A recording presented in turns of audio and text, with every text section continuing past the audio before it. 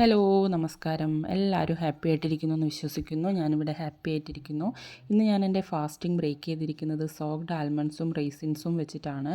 ഒരു half an അവറിന് ശേഷം ഞാൻ എൻ്റെ ബ്രേക്ക്ഫാസ്റ്റ് എടുത്തു. കടലയും അതോടൊപ്പം തന്നെ ഒരു ബുൾസൈ ആയിരുന്നു.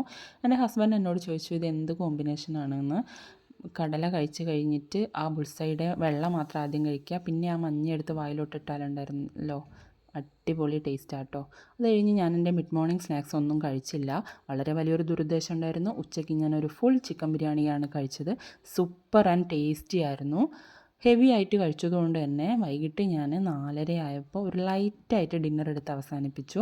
ഒരു റോബസ്റ്റ പഴമാണ് ഞാൻ കഴിച്ചത്. ഇൻ്റർമിറ്റൻറ്റ് ഫാസ്റ്റിങ്ങിൽ 16:8 വിൻഡോ ആണ് ഞാൻ ഫോളോ ചെയ്തുകൊണ്ട് വരുന്നത്. ഈ ഒരു വിൻഡോ ഫോളോ ചെയ്തുകൊണ്ടാണ് ഞാൻ എൻ്റെ 17 കിലോ വരെ ലോസ് ചെയ്തിരിക്കുന്നത്.